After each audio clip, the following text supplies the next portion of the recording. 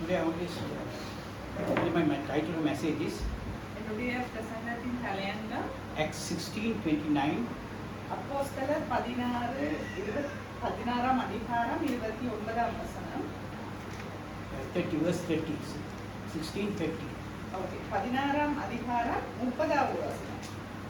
And they brought them out and said, Sir, what must I do to be saved? அவர்களை வெளியே அழைத்து வந்து, ஆண்டவரே, ரட்சிக்கப்படுவதற்கு நான் என்ன செய்ய வேண்டும் என்றார். What I must to be saved? ரட்சிக்கப்படுவதற்கு நான் என்ன செய்ய வேண்டும்? This is a many question when people ask. இந்த கேள்வியை நிறைய பேர் கேட்பார்கள். Am I to go to Katragama to get my salvation? என்னுடைய ரட்சிப்பை எடுப்பதற்கு நான் கதிர்காமத்துக்கு போக வேண்டுமா? Am I going to once again like the Muslim we have to go to Jerusalem? இஸ்லாமியர்கள் போல் எருசலேமுக்கு நான் போக வேண்டுமா?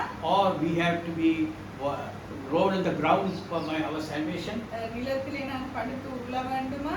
Or I have to be inflict myself for salvation? என்னுடைய உடலை நான் வருத்திக் கொள்ள வேண்டுமா என்னுடைய ரட்சிப்புக்காக? It's a great today I'm going to speak about the deeper knowledge of what is really salvation is. நான் இன்று ரட்சிப்பை குறித்த ஆழமான ஒரு உண்மையை பற்றி பேசுகிறேன். Especially everybody asks there when we go to once one or we have to, every Sunday we have to go to we have to come to church. சில பேர் கேட்பார்கள், ஒவ்வொரு ஞாயிற்றுக்கிழமை நாங்கள் ஆலயத்துக்கு வர வேண்டும். Or I have to fast and pray. அல்லது நான் உபவாசித்து ஜெபம் செய்ய வேண்டும். So first we read Matthew 10:40 to 42. மத்தேயு 10ஆம் அதிகாரம் 40வது வசனத்திலிருந்து 42வது வசனம் வரை.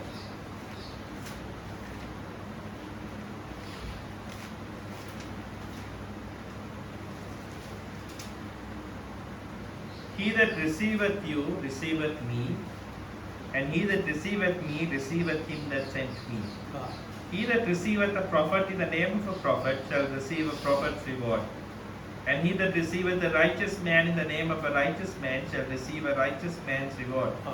And whosoever shall give drink unto one of these little ones a cup of cold water, only in the name of a disciple, verily I say unto you, he shall in no wise lose his reward. உங்களை ஏற்றுக்கொள்கிறவன் என்னை ஏற்றுக்கொள்கிறான், என்னை ஏற்றுக்கொள்கிறவன் என்னை அனுப்பினவரை ஏற்றுக்கொள்கிறான். தீர்க்கதரிசி என்னும் நாமத்தின் நிமித்தம் தீர்க்கதரிசியை ஏற்றுக்கொள்கிறவர் தீர்க்கதரிசிக்கேற்ற பலனை அடைவார். நீதிமான் என்னும் நாமத்தின் நிமித்தம் நீதிமானை ஏற்றுக்கொள்கிறவர் நீதிமானுக்கு ஏற்ற பலனை அடைவார்.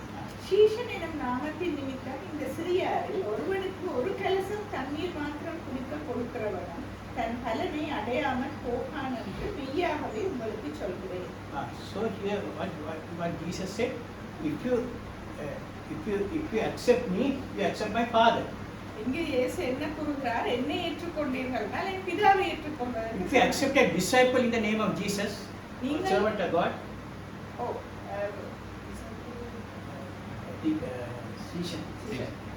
ஏதாவது சீஷர்கள் ஒருவரை இயேசுவின் நாமத்தில் நீங்கள் ஏற்றுக்கொண்டால் you are receiving Jesus Christ. நீங்கள் இயேசு கிறிஸ்துவை ஏற்றுக்கொள்வதற்கு You will get a reward. அதுக்கு ஒரு பலனை நீங்கள் அடைவீர்கள். Because you say I accept Jesus, I don't want the disciple, you can't say like that. நீங்கள் நான் இயேசுவை ஏற்றுக்கொள்கிறேன், ஆனால் அவருடைய ஊழியக்காரனையோ சீஷரையோ நான் ஏற்றுக்கொள்ள மாட்டேன் என்று சொல்ல முடியாது. If you reject the servant of God, தேவனுடைய ஊழியக்காரனை நீங்கள் நிராகரித்தால் you are rejecting Jesus Christ. நீங்கள் இயேசுவை நிராகரிக்கிறீர்கள். So how you can find the servant of God? அப்படியானால் நீங்கள் எப்படி தேவனுடைய உண்மையான ஊழியக்காரனை கண்டுகொள்ளலாம்? Because many false prophets will come. ஏனென்றால் நிறைய கள்ள தீர்க்கதரிசிகள் இந்த காலத்தில் And வரலாம். false teachers will come in the last day. பிள்ளையான போதகர்கள் இந்த கடைசி காலத்தில் வரலாம். Because Bible says everything will be established in grace. தேவனுடைய வார்த்தை கூறுகிறது எல்லாம் கிருபையிலே நிலைத்திருக்கிறது. ஸ்திரப்படுத்தப்படுகிறது. So really when you come to listen to the message, you must ask more and more grace. நீங்கள் தேவனுடைய உண்மை வார்த்தையை கேட்கும் போது தேவனிடத்திலிருந்து மிகவும் அதிகமான கிருபையை கேட்க வேண்டும். Last week brother David said I brought a false teacher. போன முறை சகோதரன் டேவிட் சொன்னார், ஓகே, இந்த சகோதரன் பவுலுடைய போதனையை கொண்டு வந்தார். I brought a false teacher. False teacher. That is the name. False teacher. False. David சகோதரன் சொன்னார் பிரதர் ரொஹான் ஒரு பிழையான போதனைக்காரரை கொண்டு வந்தார். I don't bring any false servants here. நான் பிழையான போதனைக்காரர்களை Bible says God will send you among wolves. தேவனுடைய வார்த்தை சொல்கிறது ஓநாய்களுக்கு மத்தியிலே நீங்கள் உங்களை அனுப்புகிறேன். God will bring the wolves. தேவன் தான் ஓநாய்களை கொண்டு வருகிறார். Not I don't bring. நான் கொண்டு வரவில்லை. If I go to other countries, they give a pulpit. That doesn't mean they will ask what are doctrines I teach. நான் இன்னொரு நாட்டுக்கு போனால் அவர்கள் எனக்கு புல்பிட்டை தருவார்கள் போதனை செய்வதற்கு. Many teachers will come. நிறைய போதனைக்காரர்கள். Our church was not deceived. Why? Our church was not deceived. எங்களுடைய சபை ஏமாற்றப்படவில்லை. ஏன்? Why? Because we are strong in grace on the knowledge of Jesus Christ. ஏனென்றால் நாங்கள் தேவனுடைய கிருபையிலும் அவரை அறிகிற அறிவிலும் மிகவும் ஸ்திரமாக இருக்கிறோம். We are preaching the word to word. நாங்கள் தேவனுடைய வார்த்தைக்குரிய வார்த்தையை பேசுகிறோம். False teachers will come. பிழையான தீர்க்கதரிசி. Because I have lot of pastors in the Facebook. எனக்கு Facebookல நிறைய போதகர்கள். They will say they will come one day. They will come and they will ask whether to preach. அவர்கள் எல்லாரும் நாங்கள் ஒரு நாளைக்கு வருகிறோம் பிரசங்கிக்கிறதுக்கு வருவோம் என்பார். We are lions. We are not scared wolf. நாங்கள் ஓநாய்களை குறித்து பயப்படுவதில்லை. Because we are lions. ஏனென்றால் நாங்கள் சிங்கம். We are the generation of the lion of Judah. நாங்கள் யூதா சிங்கத்தின் பரம்பரையில் வந்தவர்கள். So anybody will come. எவரும் வரக்கூடும். So don't worry about that. அதை பற்றி நீங்கள் கவலைப்பட வேண்டாம். Because how everything is established in grace. ஏனென்றால் எல்லாம் கிருபையிலே ஸ்திரப்படுத்தப்பட்டது. So this story we read, the jailer, Paul and Silas was in the jail. பவுலும் சீலாவும் சிறையிலே அடைக்கப்பட்டார்கள். And they were praising God and they were praising God. அவர்கள் தேவனை துதித்து பாடிக்கொண்டிருந்தார்கள். We pray someone sleeping. That's why I don't want to teach this because this is a very important message. Because Satan only give the slumberness to not to give the word of God. என்றால் சத்துருதான் தேவனுடைய வார்த்தையை கேட்காமல் இருப்பதற்கு உங்களுக்கு நித்திரை. Please be alert. இல்ல அதனால் நீங்கள் மிகவும் கவனமாக இந்த வார்த்தையை கேட்கணும். Today I am going to this deeper salvation I am going to speak today. இது ஒரு மிகவும் ஆழமான ரட்சிப்பை குறித்து. So the jail asked what time was supposed to he came. The jail was open when Paul and Silas were praying. அந்த சிறை காப்பாளன் வந்து பவுலிடமும் சீலாவிடமும் கேட்டா நீங்கள் ஜெபிக்கும் போது எப்பொழுது இந்த சிறை கதவு திறக்கப்பட்டது? No, he was trembling and he came before and asked. பயந்து அவர்களிடம் வந்து கேட்டார். So what time must to be saved? நான் ரட்சிக்கப்படுவதற்கு என்ன செய்ய வேண்டும்? What Jesus what the Paul said? Pavul என்ன சொன்னார் அதற்கு? Believe on the Lord Jesus Christ and thou shalt be saved. தேவன் இயேசு கிறிஸ்துவின் மேல் விசுவாசிக்கிறவன் ரட்சிக்கப்படுவான். And he came took them and they preached the word and they baptized them. அதற்கு பிறகு அவர்கள் தேவனுடைய வார்த்தையை போதித்து அந்த சிறைக்காரனை Today be careful today. இன்னைக்கு நீங்கள் மிகவும் கவனமாக இருங்கள். Because they did the jailer didn't confess their sins. அந்த சிறை காப்பாளர் தன்னுடைய பாவங்களை அறிக்கை செய்யவில்லை. You can't hear. Jailer they didn't confess their sins. சிறை காப்பாளர் தன்னுடைய பாவங்களை அறிக்கை செய்யவில்லை. What is the answer Paul gave? அதற்கு பவுல் கொடுத்த பதில் என்ன? Believe on the Lord Jesus, thou shalt be saved. தேவன் கர்த்தராகிய இயேசு கிறிஸ்துவை விசுவாசிக்கிறவன் ரட்சிக்கப்படுவான். It is not to because God knew that you are a sinner already you are a sinner. இது வந்து பாவங்களை அறிக்கையிடுவதை பற்றி அல்ல. ஏனென்றால் தேவன் உங்களுடைய பாவங்கள் அனைத்தையும் முதலில் அறிந்திருக்கிறார். So they didn't you can read the word about they didn't confess their sins. நீங்கள் இந்த வசனத்தை வாசிக்கும் போது பார்க்கலாம் அந்த சிறைக்காவலர் தன்னுடைய பாவங்களை அறிக்கை செய்யவில்லை. And also Acts 16 Acts 16 20 I think we read that and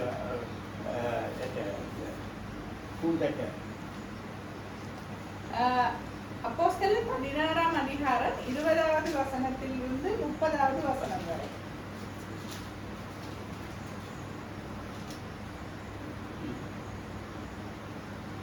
brought them to the magistrates, saying, These men being Jews do exceeding trouble our city, and teach customs which are not lawful for us to receive, neither to observe, being Romans. Acts 16.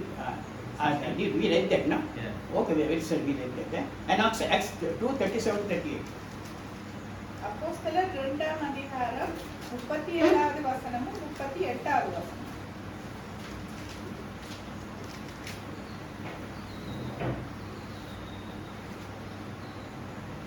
Now when they heard this, they were pricked in their heart, and said unto Peter and to the rest of the apostles, Men and brethren, what shall we do?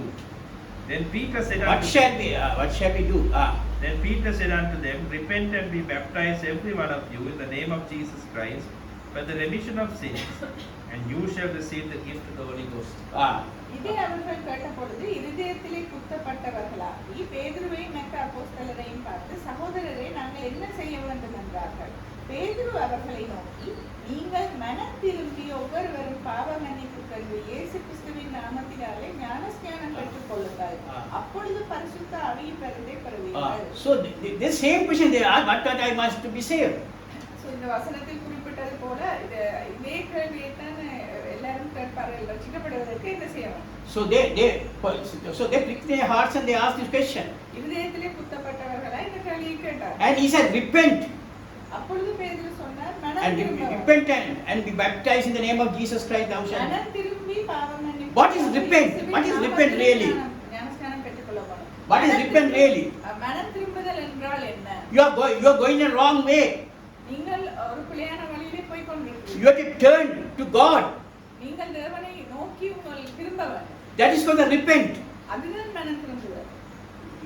In Tamil says manatta திரும்புறது. That means தமிழில் அது மனம் திரும்புதல் என்று சொன்ன மாற்றம். So you have to turn. முழுவதுமாக அதிலிருந்து நீங்கள் திரும்பிக் கொள்ளணும். There's other thing also, Acts 8:12-21. அப்போஸ்தலர் 8ஆம் அதிகாரம் 12ஆம் வசனத்திலிருந்து 21வது வசனம் வரை. It's a sorcerer.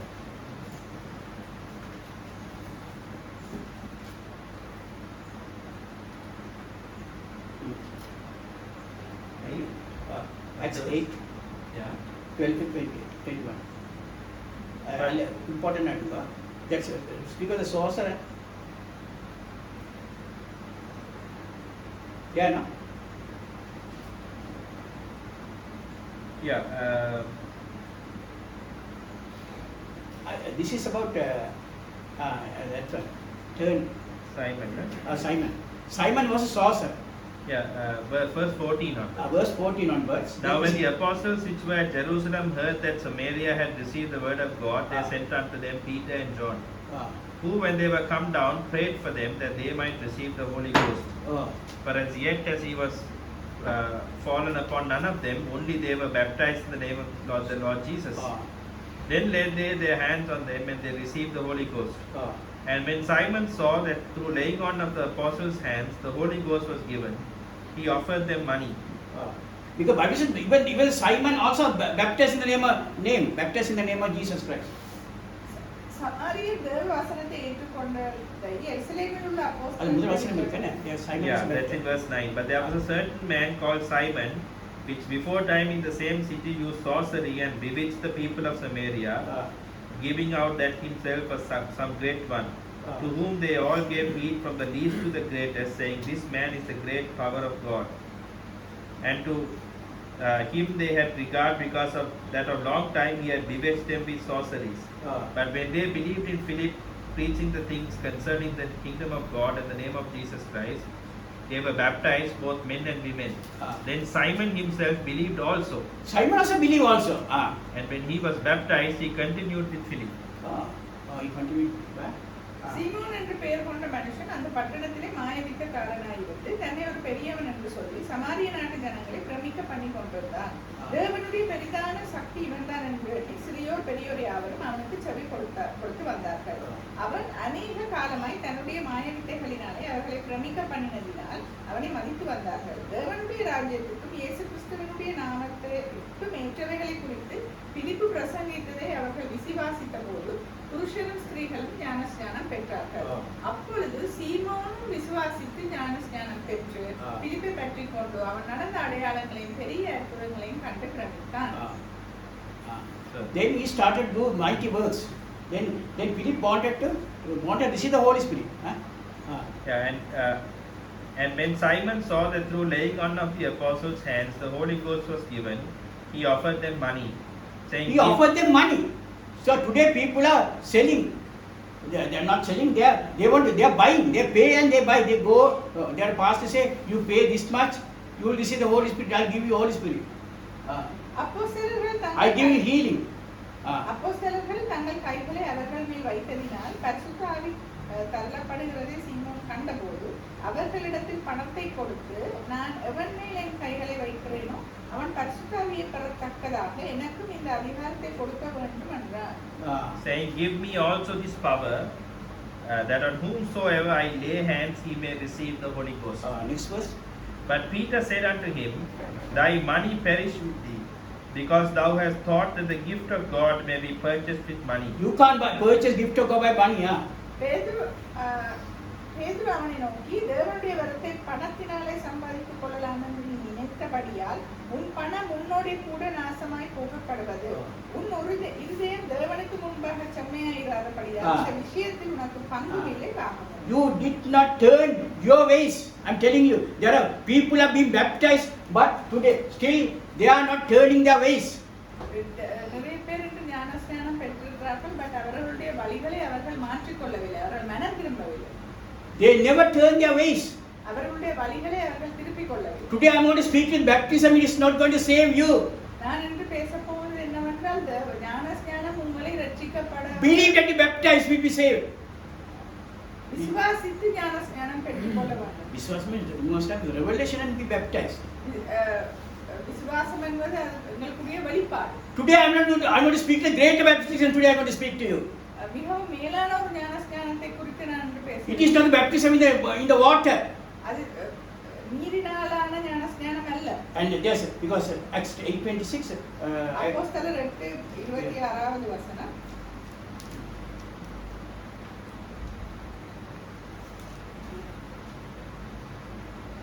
And the angel of the Lord spake unto Philip, saying, arise and go toward the south. And that's you read that baptism and the question and answer. Philip wanted to take baptism. What you have to do? Don't read the whole chapter because I don't waste time. Verse 36. 36. And as they went on their way, they came unto a certain water. Water. And the eunuch said, see, here is water. What does hinder me to be baptized? And Philip said, if thou believest with all thine heart, thou mayest. And he answered and said, I believe that Jesus Christ is the Son of God. And he commanded the chariot to stand still. And they went down both into the water. They went both into the water. Both Philip and the eunuch, and he baptized him. 26, huh? Yeah. 36. 30. அப்போஸ்தலர் 8ஆம் அதிகாரம் 36வது வசனம். So here Philip didn't ask that minister to confess their sins one by one. So இந்த தருணத்தில் பிலிப்பு வந்து அந்த அமைச்சரை தன்னுடைய பாவங்களை ஒன்றொன்றாக சொல்லி அறிக்கை செய்யும்படி, confess that Jesus Christ is that is the confession you have to make it.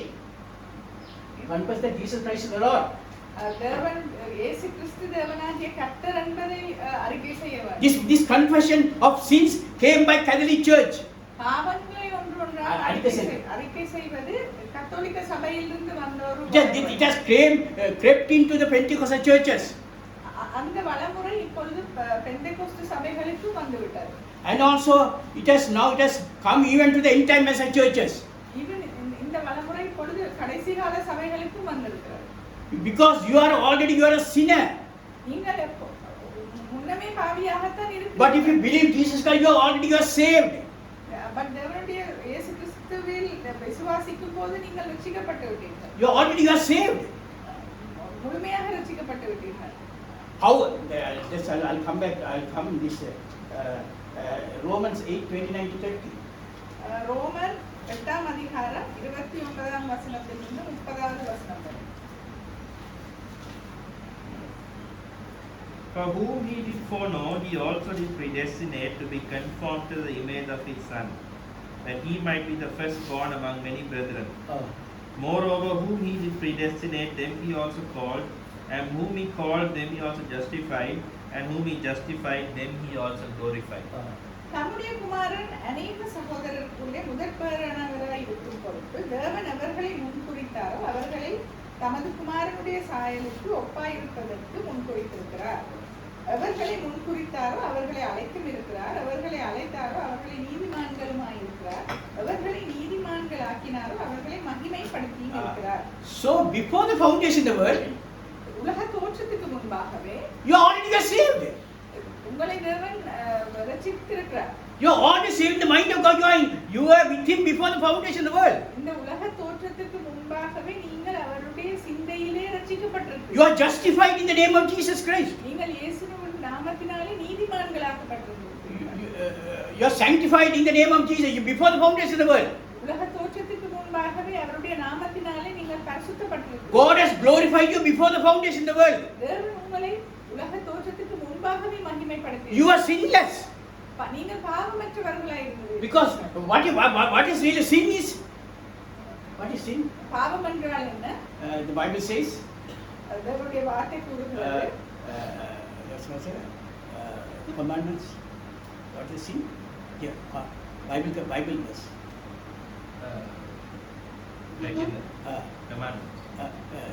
What's the verse name? Translation of the law. Translation of the law is sin. தேவன் நியாயப்பிரமாணத்தை பாவம். நியாயப்பிரமாணத்தை மீறுவதே பாவம். What is the law we have today? எங்களுக்குரிய நியாயப்பிரமாணம் என்ன இன்றைக்கு? The law of grace. கிருபையின் நியாயப்பிரமாணம். It's a new covenant we have today. அது ஒரு புதிய உடன்படிக்கை என்று எங்களுக்கு இருக்கு. Because the grace, you are saved by grace. ஏனென்றால் நீங்கள் கிருபையினாலே ரட்சிக்கப்பட்டீர்கள். You are not saved because you are confessing your sins. நீங்கள் உங்களுடைய பாவத்தை அறிக்கை செய்வதினால் நீங்கள் ரட்சிக்கப்படவில்லை.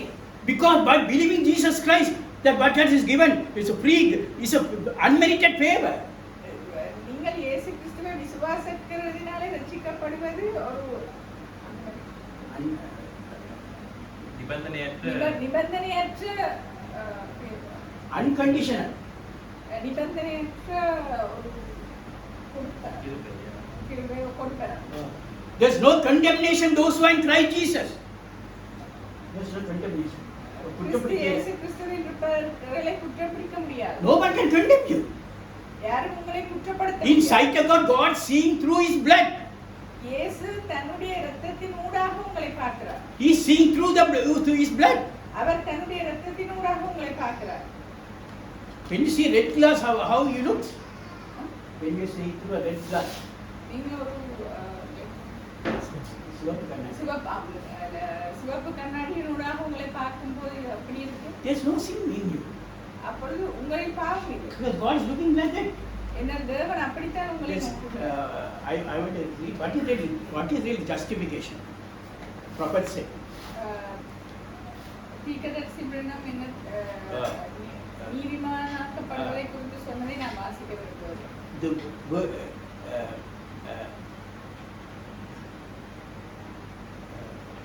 Now your name is now in the new book.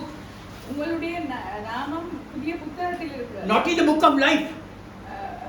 ஜீவ புத்தகத்தில் அல்ல. But the Lamb's book of life. ஆட்டுக்குட்டியின் ஜீவ புத்தகத்தில். But the Lamb redeemed. The Lamb redeemed. ஆட்டுக்குட்டி மீட்கப்பட்ட ஆட்டுக்குட்டி. Not the old book of a natural union. பழைய புத்தகம். ஒருங்கிணைப்பின் பழைய புத்தகம் அல்ல. But your new bride. Your name life is the Lamb book of life. உங்களுடைய நாமம் ஆட்டுக்குட்டியின் Your name is ஆட்டுக்குட்டியின் ஜீவ புத்தகத்தில் இருக்கிறது. your marriage certificate. அதுதான் உங்களுடைய திருமண பத்திரம். You are eternal germ. Eternal means you are no beginning, you are no end. Nitya. Eternal germ. நித்திய வித்து. You are justified. நீங்கள் நீதிமான்களாக்கப்பட்டீர்கள். Therefore, being justified by faith, you are justified by faith, not on works. You are justified by faith in Jesus Christ. உங்களுடைய விசுவாசத்தினாலே நீதிமான்களாக்கப்பட்டிருக்கிறீர்கள். The word don't mean forgiven, the word means justified. It is not, you are not, God has not forgiven your sins. You are already justified. நீதிமான்களாக்கப்படுவது என்பது மன்னிக்கப்படுவது அல்ல. அது நீங்கள் உங்களுடைய பாவத்திலிருந்து நீதிமான்களாக்கப்பட்டீர்கள். You are already justified. ஏற்கனவே நீதிமான்களாக்கப்பட்டீர்கள். You heard I got drunk and done some evil things and everything. Then you come and around say me, you found out that I didn't do them. Then you come around and say, Brother Branham, forgive me, I didn't do it.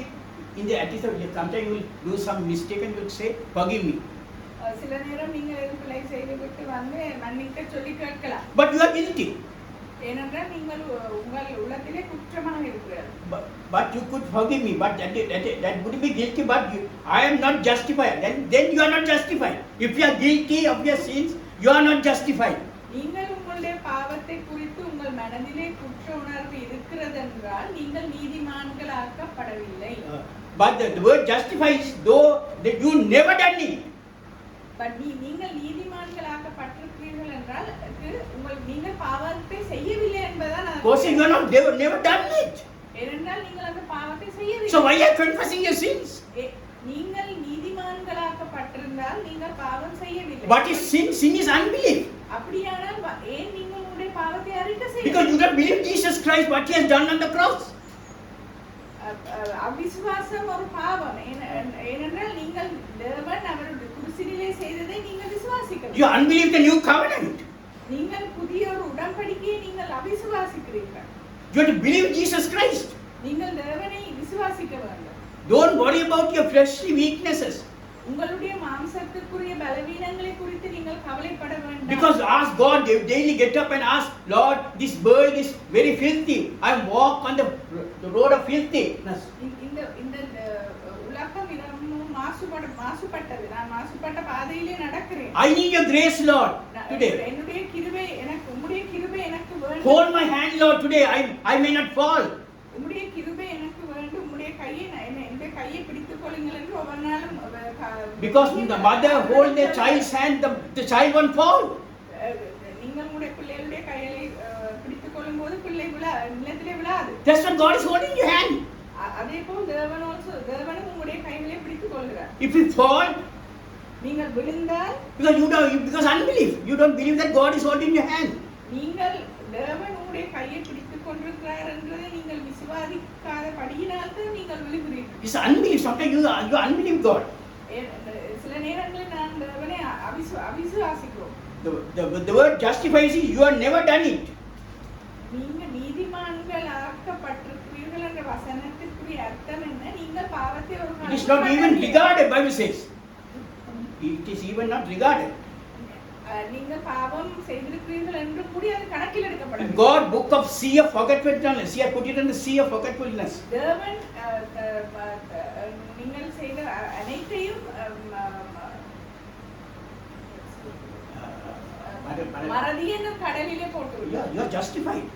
என்ன நீங்கள் நீதிமான்களாக. You have never done it in the first place. நீதிமான்களாக்கப்பட்டிருக்கிறீர்கள் என்றால் நீங்கள் முதலில் பாவம் செய்யவில்லை என்றுதான் அர்த்தம். Yes, sir. This other one I will read this. What is the new birth? What is the really new birth, born again? மீண்டும் பிறப்பது என்றால் என்ன? You have to go into the water and then come up. I want to speak about the new baptism today. Okay, மறுபிறப்பு என்றால் என்ன என்று நான் அதை புதிய ஒரு ஞானஸ்தானத்தை குறித்து நான் பேச இருக்கிறேன். That is Paul was preaching today.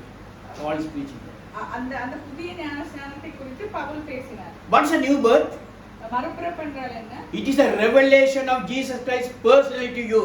தேவன் கர்த்தர் இயேசு கிறிஸ்துவினுடைய உங்களுக்குரிய தனிப்பட்ட கர்த்தர் இயேசு கிறிஸ்துவினுடைய வெளிப்பாடுதான் புதிய ஞானம். It is not joining the church. ஒரு சபையை இணைவதல்ல. That you shook hands with somebody. இன்னொருவருடன் கைகுலுக்கிக் கொள்வதில் அல்ல. Or you said a creed in the church. Creed in the creed. They read Father, Son and Holy Ghost. Amen.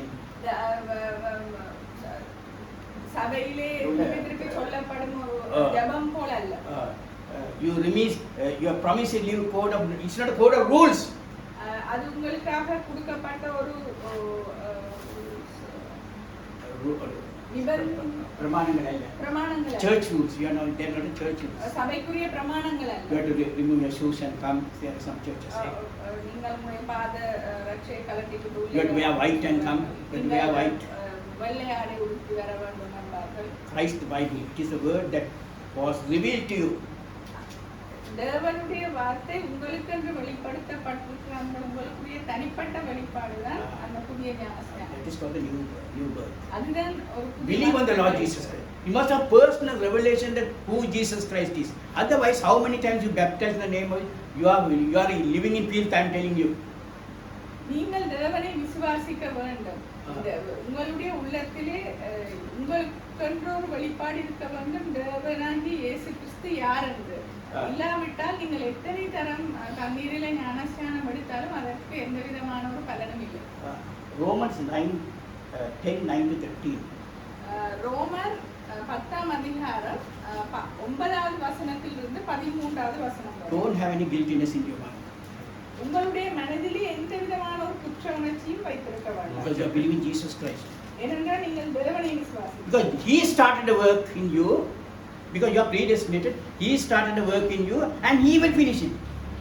தேவன் உங்களை முன்குறித்ததினாலே அவர் தன்னுடைய வேலையை உங்களிலே தொடங்கி இருக்கிறார். அதை அவரே முடிப்பார். I don't want any addition on the church today. I don't want any addition. தேவனுடைய சபைக்கு It is not joining a church. இது ஒரு சபையை இணைவதில் அல்ல.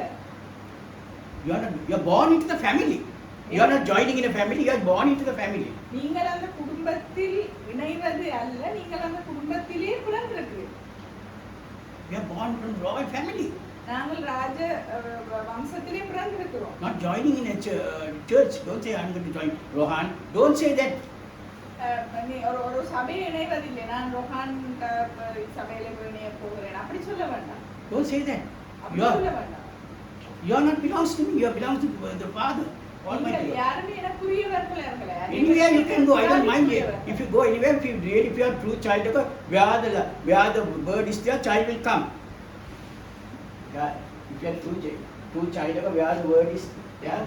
நீங்க எந்த இடத்துக்கு போனாலும் அதை குறித்து நான் ஒன்றும் சொல்ல Romans 10. உண்மையான ஒரு வார்த்தை இருக்கிறதோ சத்தியம் இருக்கிறதோ அந்த தேவனுடைய பிள்ளைகள் போவார்கள். Romans 10:9-13. ரோமர் 10ஆம் அதிகாரம் 9வது வசனத்தில் இருந்து 13வது வசனம் வரை. That if thou shalt confess with thy mouth the Lord Jesus, and shalt believe in thine heart that God has raised him from the dead, thou shalt be saved. For with the heart man believeth unto righteousness, and with the mouth confession is made unto salvation. For the scripture saith, whosoever believeth on him shall not be ashamed. For there is no difference between the Jew and the Greek, for the same Lord over all is rich unto all that call upon him. For whosoever shall call upon the name of the Lord shall be saved. Whosoever call upon the name, you will be saved. என்னவென்றால் கர்த்தராகிய இயேசுவை நீ உன் வாயினாலே அறிக்கையிட்டு தேவன் அவரை மரித்தோரிலிருந்து எழுப்பினார் என்று உன் இருதயத்திலே விசுவாசித்தால் ரட்சிக்கப்படுவாய். நீதி உண்டாக இருதயத்திலே விசுவாசிக்கப்படும், ரட்சிப்பு உண்டாக வாயினாலே அறிக்கைப்படும். அவரை விசுவாசிக்கிறவன் அவனோ அவன் வெட்கப்படுவதில்லை என்று வேதம் சொல்லியிருக்கிறது. யூதன் என்றும் கிரேக்கன் என்றும் வித்தியாசமே இல்லை. எல்லாருக்கும் கர்த்தரானவர் தம்மை தொழுது கொள்கிற யாவருக்கும் ஐஸ்வர்யம் பண்ணவராய் இருக்கிறார். கர்த்தருடைய நாமத்தை தொழுது கொள்கிற எவனும் ரட்சிக்கப்படுவான்.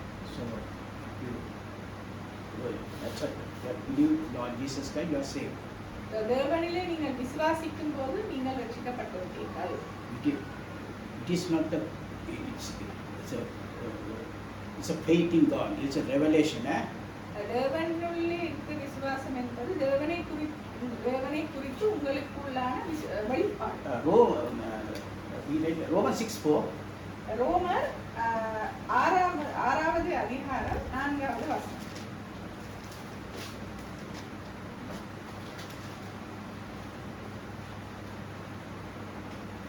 Therefore we are buried with him by baptism unto death, that like as Christ was raised up from the dead by the glory of the Father, even so we also should walk in newness of life. மேலும் பிதாவின் மகிமையினாலே கிறிஸ்து மரித்தோரில் இருந்து எழுப்பப்பட்டது போல நாமும் புதிய ஜீவன் உள்ளவர்களாய் நடந்து கொள்ளும்படிக்கு அவருடைய மரணத்திற்குள்ள நாமத்திலே கிறிஸ்துவுடனே கூட அடக்கம் So, பண்ணப்பட்டோம். if you are not sin, why are you baptizing? If you are not sin, why are you baptizing? நாங்கள் பாவம் செய்யாவிட்டால் அப்பொழுது நாங்கள் ஞானஸ்நானம் பெறுவோம். This baptism is is a witness to others that Jesus, you are already saved.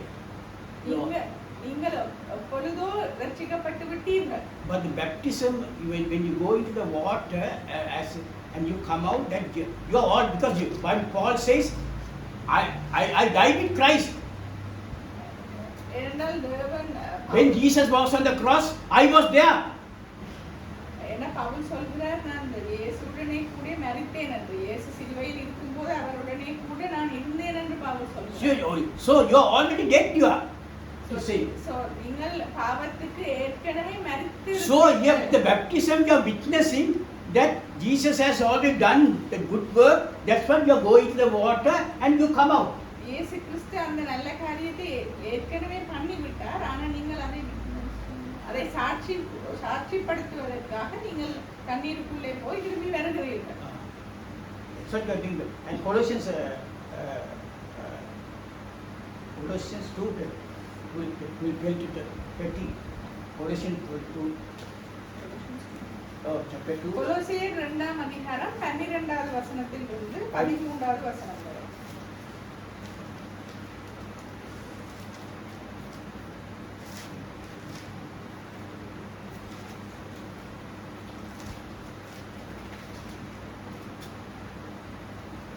Buried with him in baptism, wherein also you are risen with him, through the faith of the operation of God, who has raised him from the dead. And you being dead in your sins and the uncircumcision of your flesh, has he quickened together with him, having forgiven you all trespasses.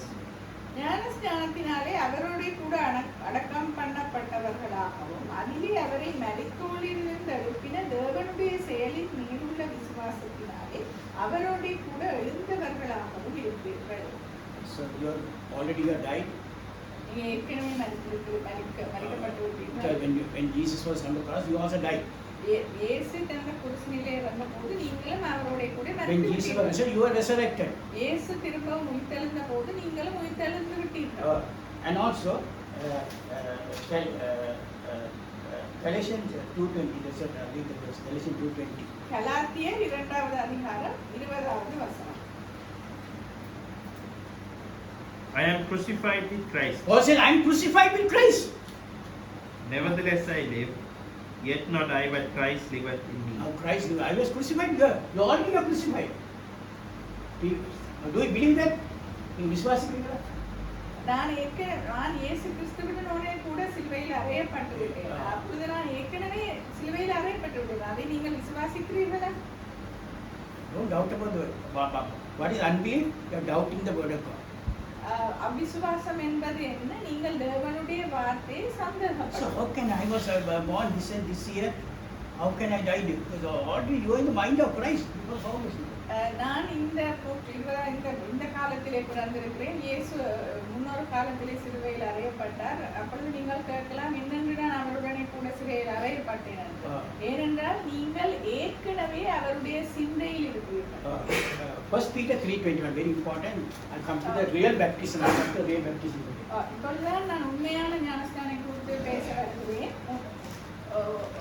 1 Peter 3:21. 1 பேதுரு 3ஆம் அதிகாரம் 21வது வசனம்.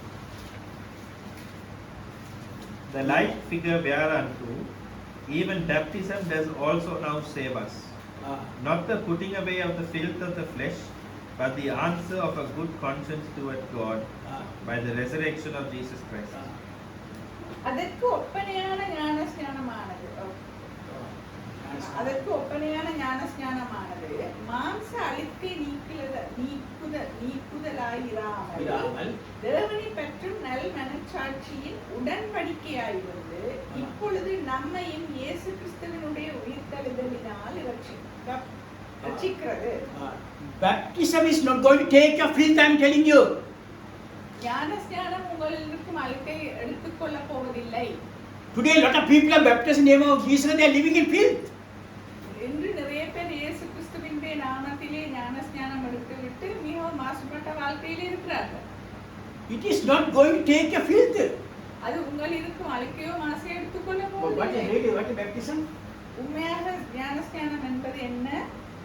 அதற்கு ஒப்பனையான மாம்ச அழுக்கை நீக்குதலாயிராமல் தேவனை பற்றும் நல் மனச்சாட்சியின் உடன்படிக்கையாயிருந்து. You are establishing the covenant that God made already to you. ஞானஸ்நானம் என்பது தேவனால் உருவாக்கப்பட்ட ஏற்கனவே உருவாக்கப்பட்ட உடன்படிக்கையை நீங்கள் பங்கேற்பது. It is not going to, don't think lot of people are baptized and they are not here today. எத்தனையோ பேர் ஞானஸ்நானம் எடுக்கிறார்கள், ஆனால் அவர்கள் இன்று இங்கு இல்லை. They are not here today.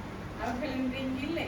So if the filth is all clean, then they will be here. உண்மையாகவே எல்லா அழுக்களும் மாசலும் அவர்கள் வெளியேற்றப்பட்டிருந்தால் அவர்கள் இன்று இங்கு இருப்பார்கள். They are not here today. அவர்கள் இன்று இங்கு இல்லை. Don't think back. If you are taken baptism, you can go to directly, you get a passport to heaven. ஞானஸ்நானம் எடுத்தால் பரலோகத்துக்கு போவதற்கு உங்களுக்கு கடவுச்சீட்டு கிடைக்கும் என்று நினைக்க Don't வேண்டாம். think that.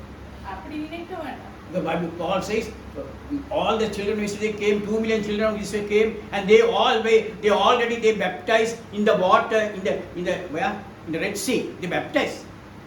பவுல் கூறுகிறார் 2 மில்லியன் வந்து செங்கடலிலே இஸ்ரவேலர்கள் வந்து செங்கடலிலே அவர்கள் ஞானஸ்நானம் They பெற்றார்கள். came out and they were singing. God did many miracles. அவர்கள் வழியில வந்து பாடி தேவன் அவர்களுக்கு எத்தனையோ அற்புதங்களை செய்தார். He brought bread from heaven. ஆகாசத்திலிருந்து அவர்களுக்கு அப்பங்களை கொண்டு வந்தார். And there was no hospitals in the wilderness. அந்த வனாந்தரத்திலே ஒரு வைத்தியசாலைகள் ஒன்றும் இல்லை. God will heal everything. தேவனே அவர்களை குணப்படுத்தினார். But only 2 went into the promised land. ஆனால் Out of 2 million, all people were baptized. 2 million people were baptized. And how many people went to the promised land?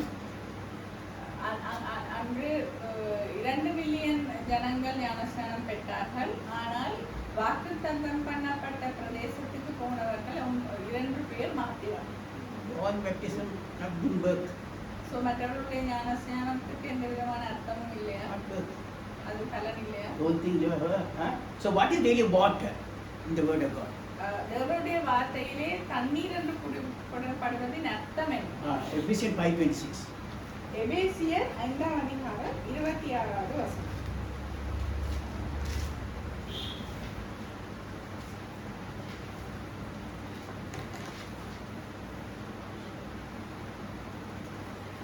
That he might sanctify and cleanse it with the washing of water by the word.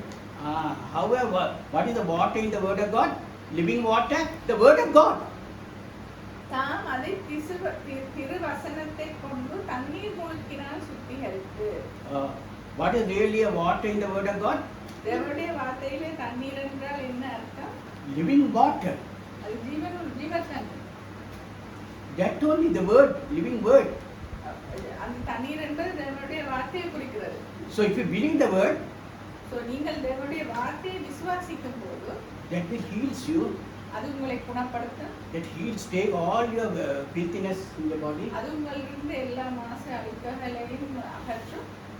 Very testimony I want to give because at the age of 55, doctor tested that I have diabetes and all cholesterol, so many things. நான் ஒரு சாட்சியை சொல்ல இருக்கிறேன். நான் 55வது வயதில் இருக்கும்போது வைத்தியர் என்னை பரிசோதித்து விட்டு எனக்கு நீரிழிவு நோய், டயபெட்டிக், கொலஸ்ட்ரால் எல்லாம் இருக்குன்னு சொன்னார். Yesterday I took a checkup. நான் நேற்று last week. போன கிழமை நான் ஒரு செக்கப்புக்கு போனேன். And doctor said not to take any medicines. வைத்தியர் சொன்னார் எந்த விதமான மருந்தும் உங்களுக்கு Completely, why you are taking drugs? All this day you are taking medicines. உங்களுக்கு ஒரு பிரச்சனையும் இல்லை, ஏன் இவ்வளவு நாட்கள் இந்த மருந்துகளை எடுத்துக்கொண்டிருக்கிறீர்கள்? All is healing inside. தேவன் எனக்கு உள்ளிருந்து என்னை குணப்படுத்துகிறார். He is healing inside. அவர் என்னை குணப்படுத்துகிறார். He says stop the medicine. வைத்தியர் Because சொன்னார் actually I went to a different doctor. நான் I went to a different doctor. He said don't take medicine. நான் இன்னொரு வைத்தியரிடம் தான் போனேன். அவர் சொன்னார் மருந்து எடுக்க வேண்டாம். So I confirmed that I went to the other doctor to confirm that. நான் இன்னொரு வைத்தியரிடம் அதை நிர்ணயப்படுத்துவதற்காக இன்னொரு வைத்தியரிடம் போனேன். I showed this that's also consultant cardiologist. I said this doctor said there's no medicine. Why do you give medicine? நான் சொன்னேன் இந்த வைத்தியர் எனக்கு இப்படி சொல்கிறார் மருந்து மருத்துவ வேணாம் என்று. And doctor said you continue this liter AOL or a dose which is dose here. அப்புறம் சின்ன ஒரு அளவிட்ட கொடுத்தாங்க. It's only for prevention I'm giving it. அது உங்களுக்கு எதுவும் வராம காட்பதற்கு மட்டும்தான் நான் அதை கொடுக்குறேன் என்று சொன்னேன். So you want to so that's what so really God is healing.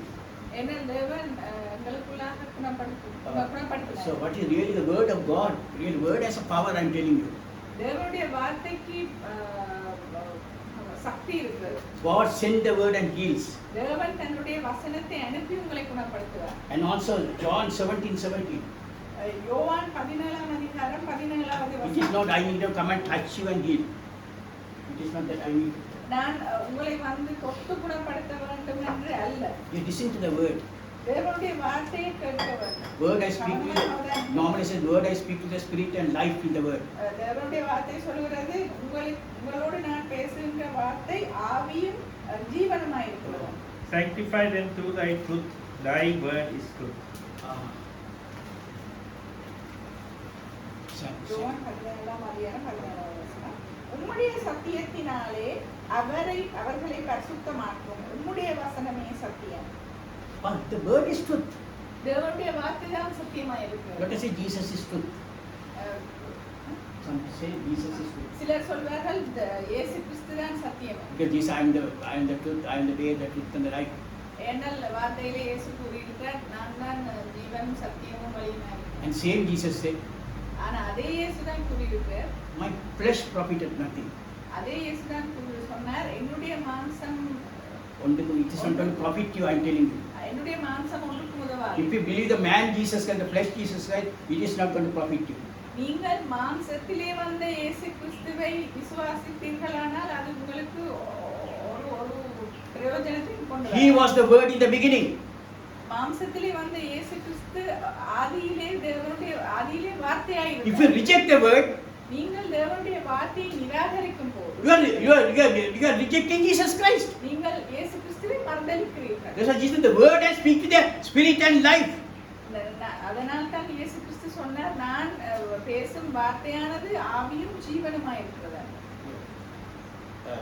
And First Corinthians, I'll come to real baptism now. 1 கொரிந்தியர் முதலாம் அதிகாரம் 14 14வது வசனம் 14 to 17.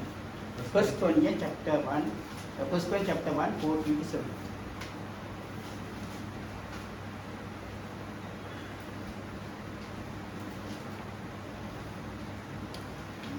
I thank God that I baptized none of you, but Crispus and Gaius, lest any should say that I had baptized in my own name. And I baptized also the household of Stephanus. Besides, I know not whether I baptized any other. But Christ sent me not to baptize, but to preach the gospel, not with wisdom of words, lest the cross of Christ should be made of none effect. என் நாமத்தினாலே ஞானஸ்நானம் கொடுத்தேன் என்று ஒருவனும் சொல்லாதபடிக்கு நான் கிறிஸ்துவுக்கும் காயாவுக்குமே அன்றி உங்களில் வேறொருவனுக்கும் ஞானஸ்நானம் கொடுக்கவில்லை. இதற்காக தேவனை ஸ்தோத்திரிக்கிறேன். Here Paul is praising, thanking God that I didn't baptize anyone. இந்த வசனத்திலே பவுல் தேவனை நன்றி சொல்கிறார். அதாவது நான் யாரையும் ஞானஸ்நானம் கொடுக்கவில்லை. I am not called to baptize people. நான் யாருக்கும் ஞானஸ்நானம் கொடுப்பது. Why Paul is called? Pavul என்னத்துக்கு அழைக்கப்படுகிறார்? Christ sent me not to baptize, but to preach the gospel. He sent me not to baptize, to preach the gospel. Paul had. ஞானஸ்நானத்தை கொடுக்கும்படி கிறிஸ்து என்னை அனுப்பவில்லை, சுவிசேஷத்தை பிரசங்கிக்கவே அனுப்பினார். Today I get a lot of ways to be baptized 20 people today. சில போதர்கள் கூப்பிடுறார், இன்றைக்கு நாங்கள் 20 பேரை ஞானஸ்நானம் கொடுப்போம். How we are big we are today. இன்றைக்கு நாங்கள் பெருசாக இருக்கோம். But says I thank God I will not baptize anyone. ஆனால் பவுல் சொல்லுகிறார், பவுல் தேவனுக்கு நன்றி சொல்லுகிறார், நான் ஏனென்றால் நான் யாருக்கும்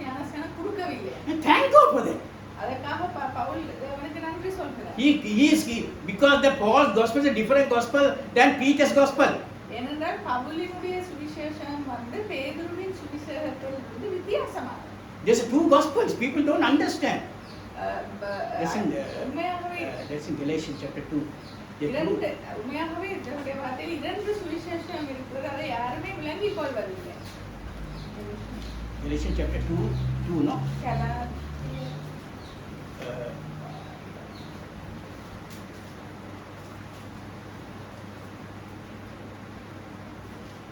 Two and verse 7. verse 7. கலாத்தியர் 2ஆம் அதிகாரம் 7வது வசனம். But contrariwise, when they saw that the gospel of the uncircumcision was committed unto me, as the gospel of the circumcision was unto Peter.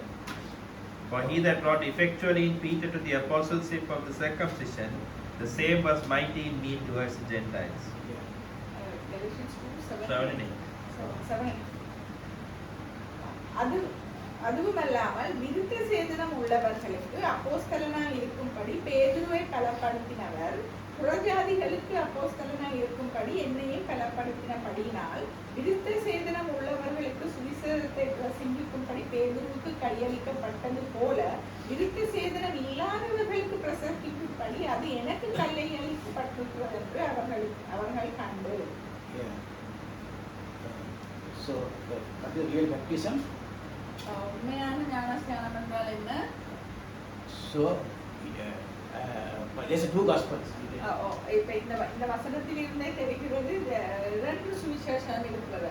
One is Paul's gospel, ஒன்று பவுலினுடைய சுவிசேஷம், one Peter's gospel. ஒன்று பேதுருவினுடைய சுவிசேஷம். What the gospel what is given for the Gentiles is God on the Bible. The Bible says Paul says God has called me to light to the Gentiles. புறஜாதியானவராகிய எங்களுக்கு கொடுக்கப்பட்ட சுவிசேஷம் வந்து பவுலுடைய சுவிசேஷம் என்றால் பவுல் தான் புறஜாதியருக்கு சுவிசேஷத்தை கொடுப்பதற்காக அழைக்கப்பட்டார். It's a different gospel. அது வித்தியாசம். So you must rightly divide the word of the truth. அதனால நாங்கள் தேவனுடைய வார்த்தையை கவனமாக பகுத்தறிந்து விளங்கிக் கொள்ள வேண்டும். So you have to believe on the Lord Jesus Christ, thou shalt be saved. So தேவனை விசுவாசிக்கும் போது நாங்கள் ரட்சிக்கப்பட What is really believe? தேவனை விசுவாசிப்பது What is really the new birth? You must have personal revelation who Jesus Christ is. மறுபிறப்பென்றால் என்ன? உங்களுக்கு தேவன் கர்த்தராகிய இயேசு கிறிஸ்து யார் என்பதற்குரிய உங்களுக்குரிய வெளிப்பாடுதான் மறுபிறப்பு. And also John 8:24. யோவான் 8ஆம் அதிகாரம் 24வது வசனம்.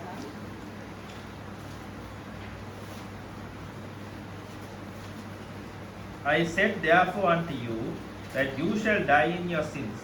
But if you believe not that I am He, you shall die in your sins. John 8:24. ஆகையால் நீங்கள் உங்கள் பாவங்களிலே சாவீர்கள் என்று உங்களுக்கு சொன்னேன். நான் அவர் என்று நீங்கள் விசுவாசியாவிட்டால் உங்கள் பாவங்களிலே சாவீர்கள் என்றார். This is a great revelation. Please listen this. If you don't believe that I am the Father, I am the Jehovah, I am the Jehovah who led Moses. If you don't believe that I am He, if you don't believe that I am He, you will die in your sins. That is unbelief. இதை கவனமாக அவதானிக்க வேண்டும். இது சொல்லப்படுகிறது, நீங்கள் நான் அவர் என்று, அதாவது நான் தான் யெகோவா, நான் தான் முந்திருந்த பிதா என்பது, நான் அவர் என்று நீங்கள் விசுவாசியாவிட்டால் உங்கள் பாவங்களிலே சாவீர்கள். Die in sins. If you believe two gods or three gods or five gods, you will die in sins.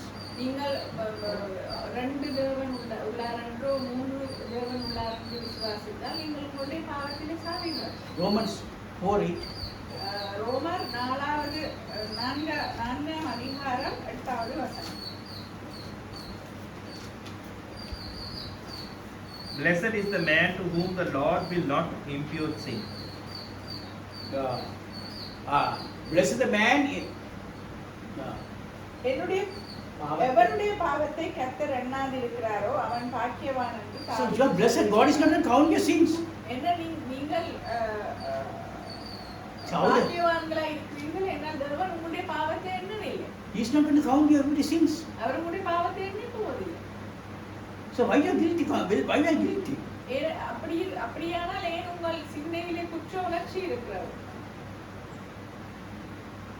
When the communion day said, I have done this sin, I have done this sin. திருவிருந்த ஆராதனையில் அவர்கள் தங்களுடைய பாவங்களை திரும்ப நினைத்து நான் இப்படி செய்திருக்கிறேன் அப்படி செய்திருக்கிறேன் என்று சிந்தையிலே குற்றோணர்ச்சி இருப்பார்கள். When I was a young boy, we cycled to Madu. நான் இளவயது படியனாக இருக்கும்போது மடுவிற்கு சைக்கிளிலே போவோம். Once there is Madu festival there. ஒவ்வொரு வருஷத்தில் ஒருக்கா மடுவன்ற அந்த ஆலயத்திலே திருவிழா நடக்கும். My friend is a Catholic. He was a Catholic. என்னுடைய நண்பன் ஒரு கத்தோலிக்கன். So he took me. So we were cycling. நாங்கள் சைக்கிளிலே போனோம். So he went and then he said he want to go and confess the sins to his father there. So என்னுடைய நண்பர் சொன்னார் அங்கே இருக்கிற ஃபாதருக்கு போய் என்னுடைய பாவங்களை நான் அறிக்கை செய்தேன். I done lot of sins and he said in future I am going to do it. அவன் சொன்னான் நான் எவ்வளவு பாவங்களை செய்திருக்கிறேன் நீ எதிர்காலத்திலே ஒன்றும் செய்ய போவதில்லை. He said I have made a decision not, in future I am not going to make. I made a decision that I am not going to do any sins. என்னுடைய நண்பன் சொன்னான் தான் ஒரு தீர்மானத்தை எடுத்து விட்டேன் என்று எதிர்காலத்தில் நான் எந்த ஒரு பாவமும் செய்ய போவதில்லை. But the decision it didn't last long. ஆனால் அந்த தீர்மானம் நிலைக்கவில்லை. So here, so really if you believe that Lord, he is the God Jehovah. கர்த்தராகிய இயேசு கிறிஸ்துவின் தேவனாகிய யெகோவா என்று நீங்கள் விசுவாசிக்கும் போது you are saved. நீங்கள் ரட்சிக்கப்பட்டிருக்கிறீர்கள். Is the 8:24 can you read it again? English translation read that. Which one? Shiloh has come. 8:24. 8:24. John. Romans. And John 8:24. John. I said therefore unto you, for you shall die in your sins. For if you believe that I am He, you shall die in your sins. If you don't believe that I am the God Jehovah, you will die in the sins. ஆகையால் நீங்கள் உங்கள் பாவங்களில் சாவீர்கள் என்று உங்களுக்கு சொன்னேன். நான் அவர் என்று நீங்கள் விசுவாசியாவிட்டால் உங்கள் பாவங்களிலே சாவீர்கள் என்றார். Romans 4:8. ரோமர் 4:8 வசனம். Blessed is the man to whom the Lord will not impute sin. அவனுடைய பாவத்தை கர்த்தர் எண்ணாதிருக்கிறாரோ அவன் பாக்கியவான். So God is not going to count your sins. Then 1 John 3:9. 1 யோவான் 3வது அதிகாரம் 9வது வசனம்.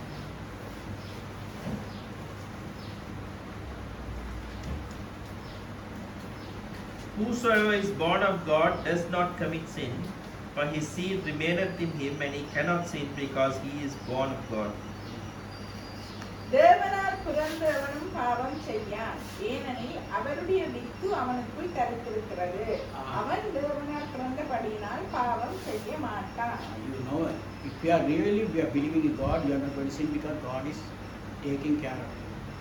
நீங்கள் உண்மையாகவே தேவனை விசுவாசிக்கிறீர்கள் என்றால் நீங்கள் பாவங்களை செய்ய போவதில்லை. Because you are already உங்களை கவனமாக because you are already made righteousness in you are all justified and righteous. ஏனென்றால் நீங்கள் ஏற்கனவே நீங்கள் நீதிமான்களாக்கப்பட்டிருக்கிறீர்கள். But Bible says righteous may fall 7 times. ஆனால் தேவனுடைய வார்த்தை சொல்கிறது நீதிமான்கள் 7 தரம் கூட விழுவார்கள். But they rise up. ஆனால் அவர்கள் திரும்பவும் விழுவார்கள். They won't be living in the sin. அவர்கள் பாவத்திலே நின்ற நாட்கள் ஜீவிக்க மாட்டார்கள். So they will rise up. அவர்கள் திரும்பவும் விழுவார்கள்.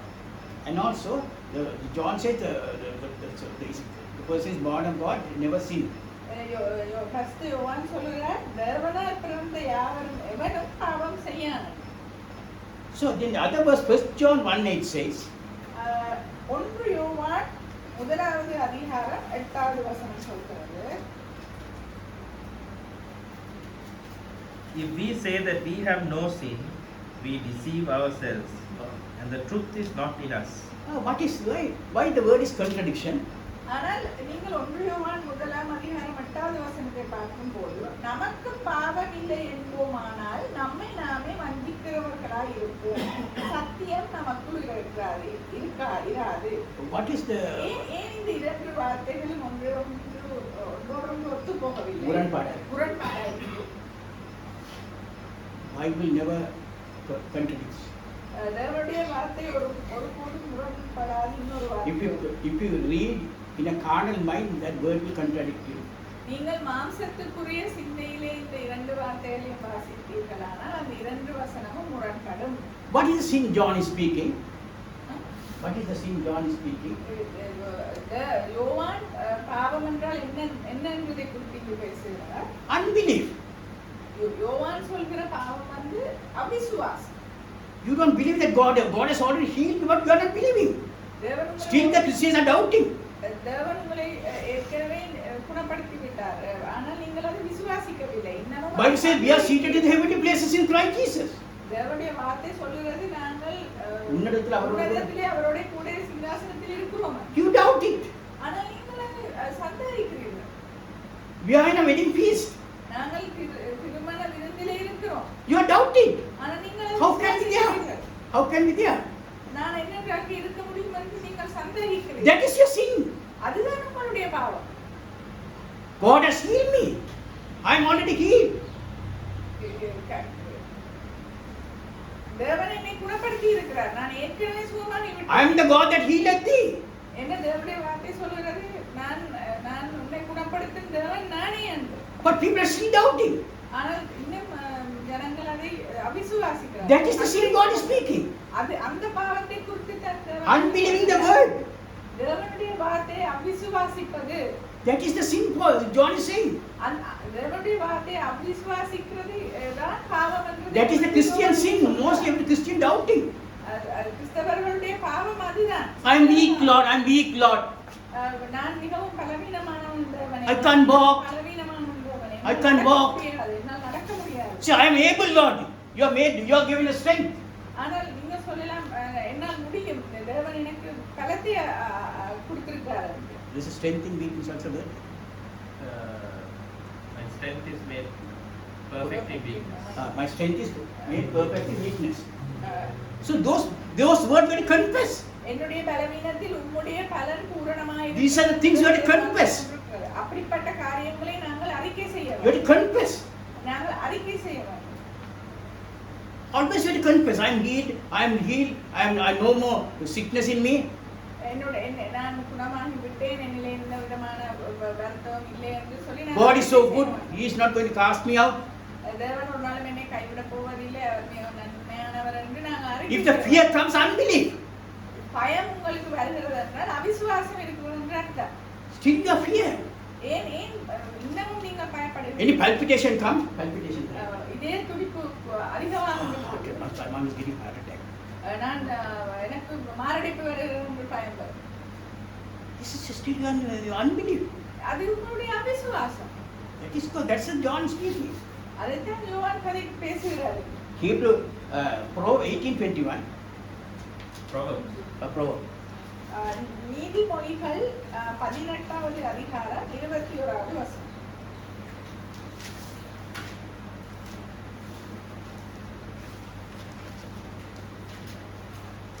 Death and life are in the power of the tongue. Death and life in the power of the tongue. They that love it shall eat the fruit thereof. So what is the tongue? What is the power of the tongue?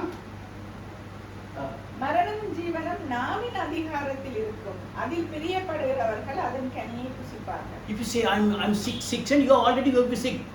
நான் வர்த்தக்காரன் என்று சொன்னா நீங்க வர்த்தக்காரன். You're confessing that you are sick. You are sick. நீங்கள் அதைத்தான் உங்கள் வாயிலே அறிக்கை செய்கிறீர்கள். So I'm healed. நான் குணமாகி விட்டேன் என்று அறிக்கை செய்கிறீர்கள். That is a life. அது ஜீவனாய். You already confess that Jesus Christ the Lord, He is my healer, He is my Jehovah Jireh, He is my provider. Everything you have to confess. நீங்கள் இயேசு கிறிஸ்துதான் என்னை குணமாக்குறவர்கள், எனக்கு எல்லாத்தையும் அளிப்பவர் என்று யெகோவா ஈரே என்று குறித்து நீங்கள் அறிக்கை செய்ய வேண்டும். Hebrew 12:1 and 2. எபிரேயர் 12ஆம் அதிகாரம் 1வது வசனம் 2வது வசனம்.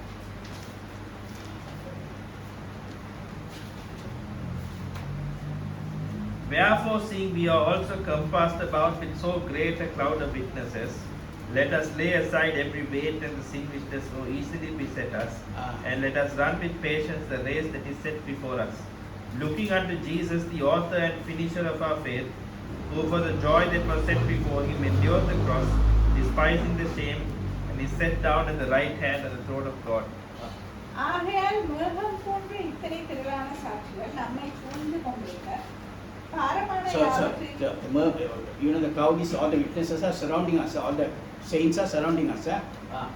ஆகையால் மேகம் போன்ற இத்தனை திரளான சாட்சிகள் நம்மை சூழ்ந்து கொண்டிருக்க பாரமான யாவற்றையும் நம்மை சுற்றி நெருக்குகின்ற பாவத்தையும் தள்ளிவிட்டு விசுவாசத்தை துவக்குகிறவரும் முடிக்கிறவருமா இருக்கிற இயேசுவை நோக்கி நமக்கு நியமிக்கப்பட்டிருக்கிற ஓட்டத்திலே பொறுமையோட ஓடக்கூடாது. This is the sin that beset us always. அவர் தனக்கு முன் வைத்திருந்த சந்தோஷத்தை அவர் தமக்கு முன் beset நெருங்கிக்க பாவத்தை. பாரமான யாவற்றையும் நம்மை சுற்றி நெருக்குகின்ற பாவத்தையும் தள்ளிவிட்டு. Beset, it is the sin that beset you. இந்த பாவம் கூட நெருங்கி but unbelief, always unbelief God. அந்த அவிசுவாசம் சந்தேகம் என்கிற அந்த பாவம் தான் உங்களை எப்பவும் நெருக்குகிறார். If you guilty conscience is unbelief, you get a guilty conscience that you have done something, it's unbelief. நீங்கள் உங்கள் குற்றவுணர்ச்சி ஒன்று வருகிறதா என்றால் நீங்கள் செய்து விட்டீர்கள் என்றால் அது அவிசுவாசம். God has said He is not going to remember those to anything. தேவன் சொல்லியிருக்கிறார் அதை குறித்து எதையுமே அவர் ஞாபகத்தில் வைக்க போவதில்லை. Luke 15:39, prodigal son finished it. லூக்கா 15ஆம் அதிகாரம் 39வது 13%. Luke 15:30. 30, that is the prodigal son. லூக்கா 15வது அதிகாரம் 13வது வசனம். And not many days after, the younger second son gathered all together and took his journey into a far country, and there wasted his substance with riotous living. And when he had spent all, there arose a mighty famine in that land, and he began to be in want. And he went and joined himself to a citizen of that country, and he sent him into his fields to feed swine. So this is a story, you know, I don't want to explain, because this son, he was living in a very filthy life he was living, and he spent all the money, and father is type of Jesus Christ. So this person is coming back to Jesus Christ. இந்த கதையை குறித்து நீங்கள் தெரிந்திருக்கிறீர்கள். தகப்பன் மகன் ஒரு உலக பிரமாணமான வாழ்க்கையிலே ஆசையா இருந்தால் போய் தன்னுடைய காசு பணம் எல்லாவற்றையும் செலவிட்டார். இந்த கதையிலே தகப்பன் இயேசு கிறிஸ்துவை முன்குறிக்கிறார். So he is coming back to the father. இப்பொழுது அந்த மகன் தகப்பனை நோக்கி மீண்டும் வருகிறார். He was thinking that he is going to confess what he has done. He was saying inside that he is going to. அப்பொழுது மகன் தனக்குள்ளே நினைக்கிறார், நான் தகப்பனிடத்தில் போய் நான் செய்த எல்லாவற்றையும் குறித்து சொல்லி அவரிடம் மன்னிப்பு கேட்கிறேன். But the father, what he saw him, he ran towards the son, and he hugged him and kissed him and all that. He didn't ask him to confess. ஆனால் தகப்பனார் அவரை தூரத்திலே கண்டவுடன் ஓடி போய் அவரை அணைத்து அவரை முத்தமிட்டு வீட்டுக்குள்ளே கூட்டிக் கொண்டு வந்தார். அவர் தகப்பனார் அவரிடம் He didn't condemn that son. நீ இதெல்லாம் செய்தாய், இப்படி பாவம் செய்தாய் என்று தன் மகனை குற்றப்படுத்தவில்லை. He didn't condemn his son. அவர் தன்னுடைய மகனை குற்றப்படுத்தவில்லை. Who is condemning? யார் அந்த இரண்டாவது மகனை குற்றப்படுத்தினார்? The eldest son. முதலாவது மூத்த மகன் தான். You know this man, this boy, your brother, your son went to these prostitutes. உங்களுக்கு தெரியுமா இந்த Harlots. இந்த இளைய மகன் வேசிகளிடத்தில் போனார். How can you accept him? நீங்கள் என்ன அவரை ஏற்றுக்கொள்ள? How can you accept that brother? He done so much sins. இதே போல் தான் இந்த சகோதரனை என்ன நீங்கள் ஏற்றுக்கொள்கிறீர்கள்? அவர் அவ்வளவு பிழையான காரியங்களை செய்திருக்கிறார். Father didn't, because his son was a predestined before the foundation. ஆனால் தகப்பனார் அந்த மகனை குற்றப்படுத்தவில்லை. ஏனென்றால் அந்த மகனை போல் நாங்களும் உலக தோற்றத்துக்கு முன்னாகவே முன்குறிக்கப்பட்டிருக்கிறோம். God is not going to condemn your sins. தேவன் ஒரு போதும் எங்களை குற்றப்படுத்தவில்லை. What is the baptism we are going to take today? நாங்கள் என்ன ஞானஸ்நானத்தை இன்றைக்கு எடுக்க இருக்கிறோம்? 1 Corinthians chapter 12. 1 கொரிந்தியர் 12ஆம் அதிகாரம். This is a false gospel. It's a greater Paul had a greater revelation. இது பவுல் அப்போஸ்தலர் பவுலுடைய சுவிசேஷம். அப்போஸ்தலர் பவுலுக்கு மேலான வெளிப்பாடு இருந்தது. Chapter 12:39. 1 கொரிந்தியர் 12ஆம் அதிகாரம் 12ஆம் வசனம் 13ஆம் வசனம். as the body is one and has many members, and all the members of that one body being many are one body, so also is Christ. So by one Spirit are we all baptized into one body. What is the baptism Paul speaking? One Spirit, we all baptized into one body. The Spirit baptism Paul is speaking. எப்படி எனில் சரீரம் ஒன்று அதற்கு அவயவங்கள் அநேகம் ஒரே சரீரத்தின் அவயவங்கள் எல்லாம் அநேகமாய் இருந்தும் சரீரம் ஒன்றாகவே இருக்கிறது அந்த பிரகாரமாக கிறிஸ்துவும் இருக்கிறார் நான்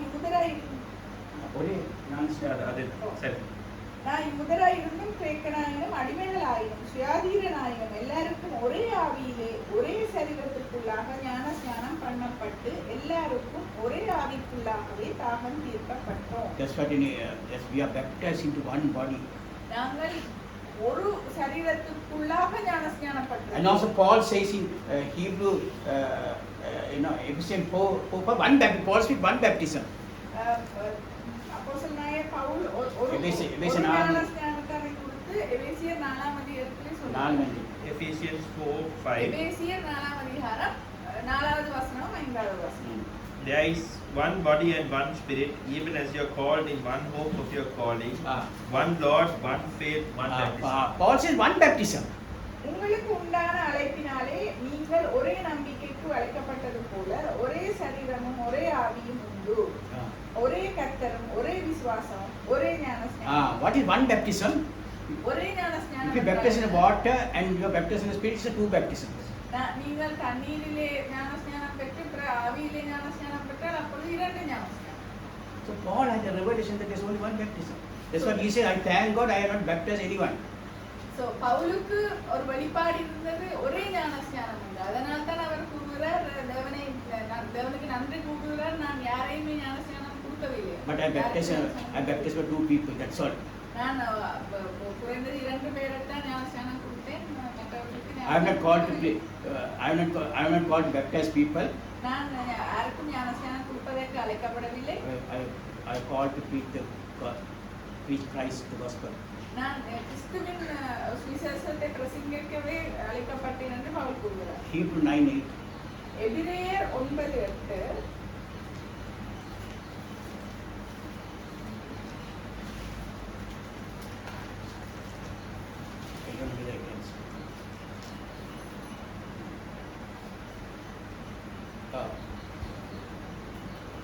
This is a tabernacle.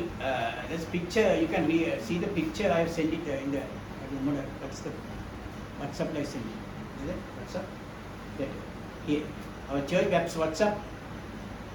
That's it. That's a. It's called the tabernacle. You can see that. You have seen that. There's a in a tabernacle. There's a 3 parts. நான் என்னுடைய WhatsApp குரூப்ல நான் அந்த ஆசரிப்பு கூடாரத்தின் படத்தை அனுப்பியிருக்கேன். I don't explain you more because that's one is the holy place. ஒன்று பரிசுத்த தலம். That is only the 7 candlesticks. அங்கதான் 7 மலகு குத்துவிளக்குகள் இருக்கு. There's 7 because we are not in the candlestick realm today. நாங்கள் அந்த குத்துவிளக்கு இருக்கிற பகுதியில் அந்த காலத்தில் இல்லை. We are not in the church ages. நாங்கள் சபை காலத்துக்குரிய காலத்திலே இல்லை. We are gone into the once a year the high priest go into the inner veil. There's a veil inside. In the Old Testament it's a type of the now in the New Testament it's a spiritual. பழைய ஏற்பாட்டு காலத்திலே இது ஆசரிப்பு கூடாரம் ஒரு அடையாளமாக இருக்கிறது. But இப்பொழுது அது ஒரு ஆவிக்குரிய அனுபவம்.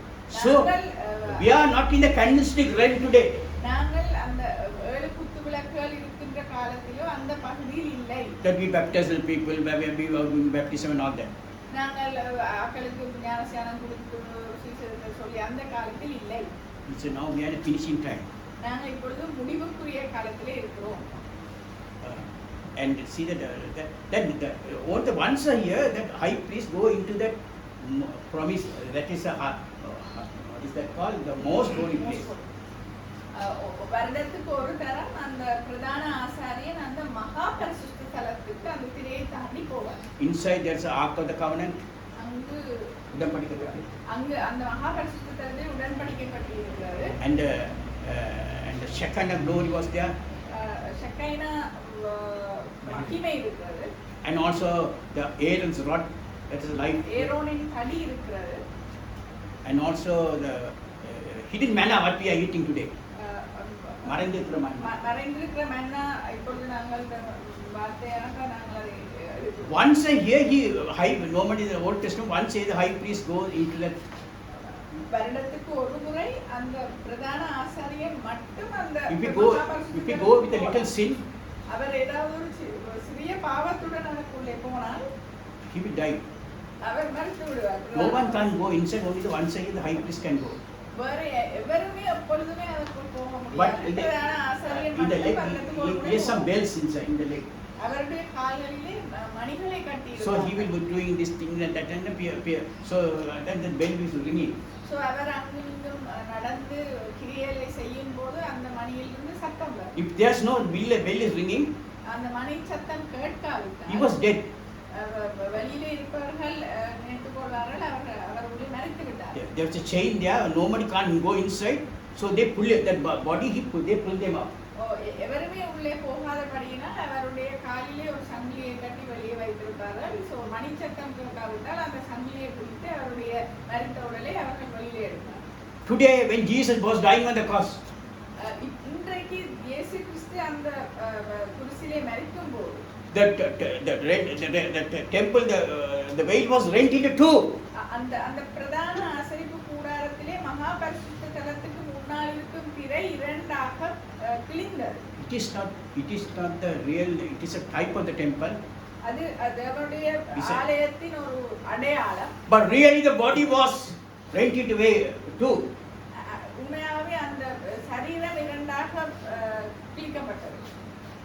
And he was in the open, so veil was open. அந்த திரை அகற்றப்பட்டது. No, but they saw only the flesh. அவர்கள் தேவனுடைய மாம்சத்தை கண்டார்கள். We saw what is inside in Christ. ஆனால் இயேசுவுக்கு உள்ளே இருப்பதை நாங்கள் கண்டோம். We saw everyone today. Yeah, all the people were there. They saw those two child of God, two children at that time. அந்த நேரத்தில் இருந்த உண்மையான தேவனுடைய பிள்ளைகள் அனைத்தையும் கண்டார். He is the ark of the covenant. அவர்தான் உடன்படிக்கை பெட்டி. That is inside in the temple. அது அந்த ஆசரிப்பு கூடாரத்தின் உள்ளே இருக்கிறது. Today we entered into the in a way. நாங்கள் அந்த திரையை தாண்டி அந்த மகா பரிசுத்த தலத்துக்கு போயிருக்கிறோம். And we are eating the hidden manna. அந்த மறைக்கப்பட்ட மன்னாவை இன்று நாங்கள் உண்கிறோம். Not only we have entered in, நாங்கள் உள்ளே போனது மட்டுமல்ல. we are the ark of the covenant. நாங்கள் அந்த உடன்படிக்கை பெட்டியோடு இருக்கிறோம். Now we are the ark of the covenant. நாங்கள் அந்த உடன்படிக்கை பெட்டியாய் இருக்கிறோம். Paul says? பவுல் என்ன சொல்றார்? It is not the tablets of stone. In the ark of the covenant you find the tablet of stones. We are Moses. அந்த உடன்படிக்கை பெட்டியிலே மோசே எழுதின அந்த கற்பலகைகளை நீங்கள் காணலாம். கற்பனை அல்ல, கற்பலை 10 command. 2 Corinthians chapter 3. No, that you can see that in the ark of the covenant, it's inside the tablet of stones.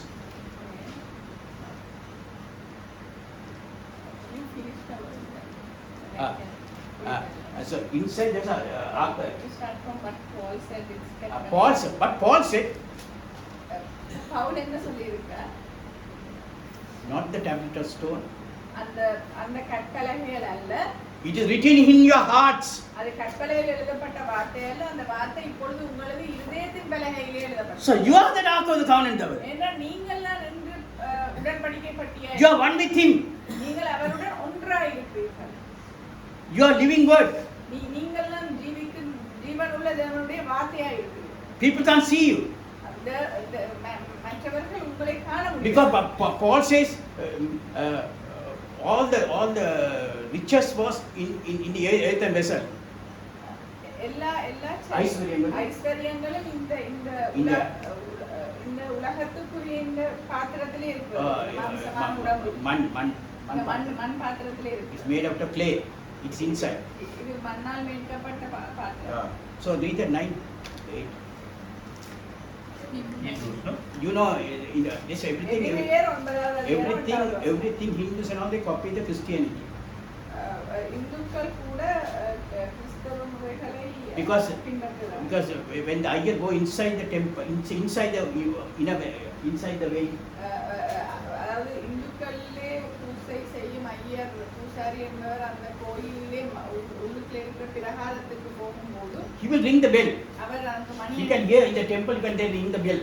அவர் அங்கு மணி அடித்துக் கொண்டுதான் That shows that he is alive. He is alive, he didn't die. அவர் மணி அடித்துக் கொண்டுதான் தன்னுடைய கிரியைகளை செய்வார். So அது அவர் உயிரோடு இருக்கிறார் என்பதற்கு அர்த்தம். The Holy Ghost is signifying that the way to the holiest of all was not yet made manifest. Paul said still the holiest and holiest is not manifest. While as the first tabernacle was yet standing, which was a figure for the time then present, in which were offered both gifts and sacrifices, that could not make him that did the service perfect. So when you are in the candlestick realm, it is not going to perfect you. எபிரேயர் 9வது அதிகாரம் 8வது வசனம் 9வது வசனம். அதிலே முதலாம் கூடாரம் நிற்கும் அளவும் பரிசுத்த ஸ்தலத்துக்கு போகிற மார்க்கம் இன்னும் வெளிப்படவில்லை என்று பரிசுத்த ஆவியானவர் தெரியப்படுத்தியிருக்கிறார்.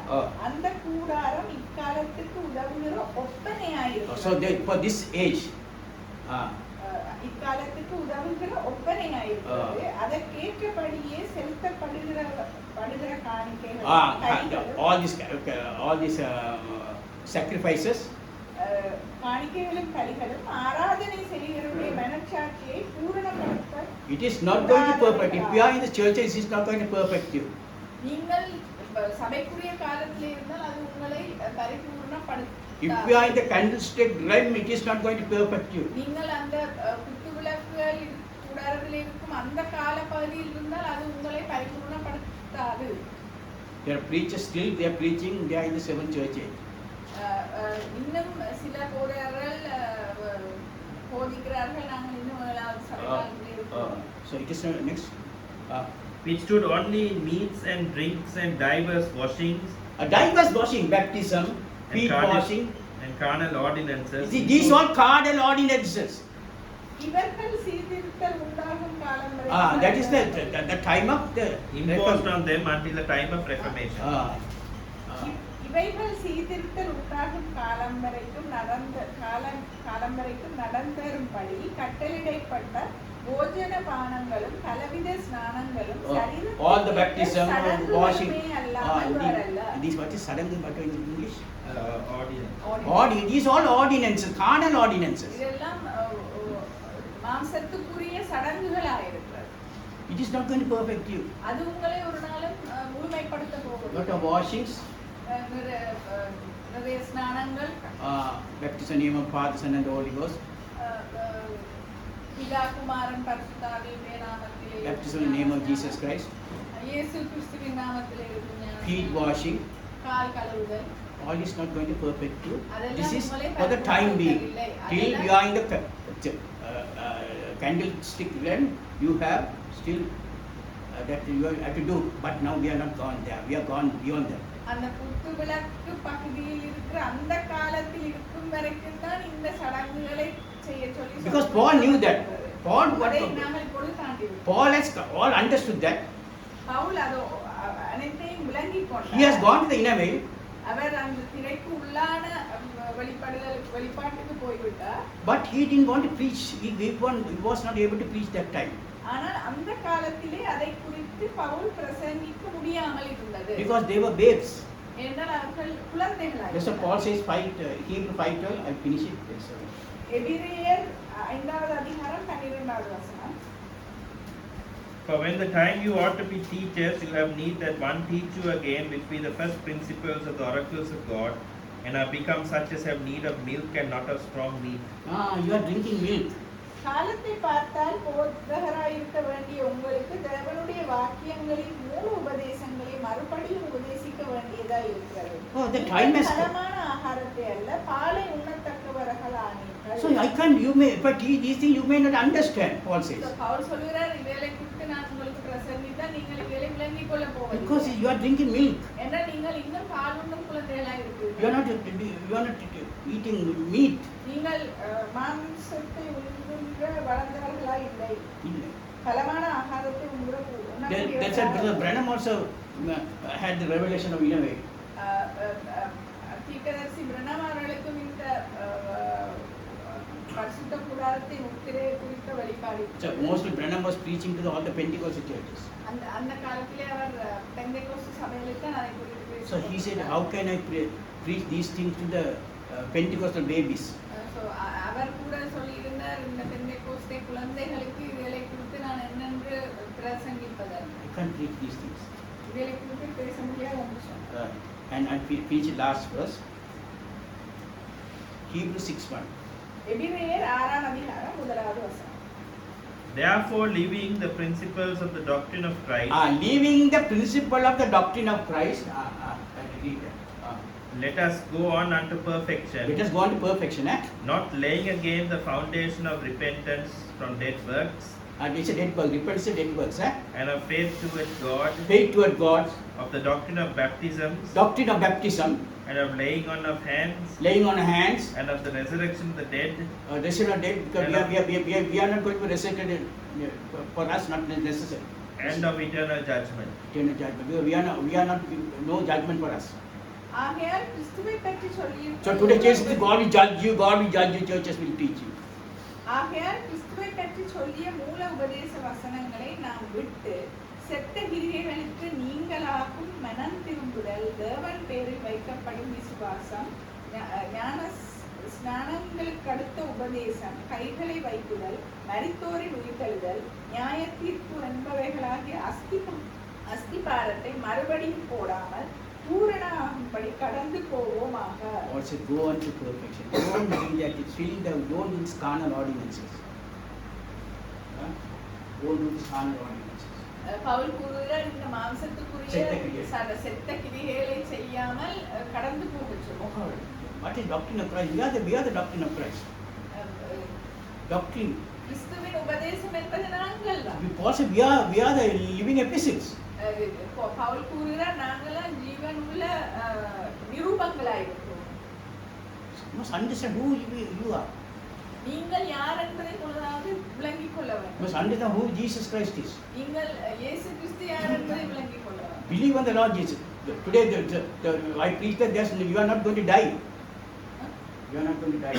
நான் பிரசங்கிக்கிறேன், நீங்கள் மரிக்க போவதில்லை. Because we have been taken, we have been raptured, our body will change.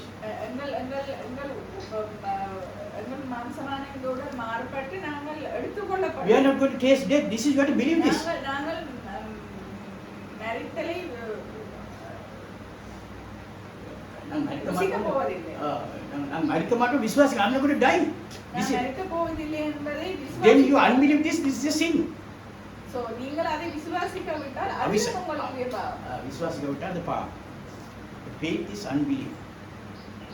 Faith is sin is unbelief. Okay, பாவம் என்பது அவிசுவாசம்.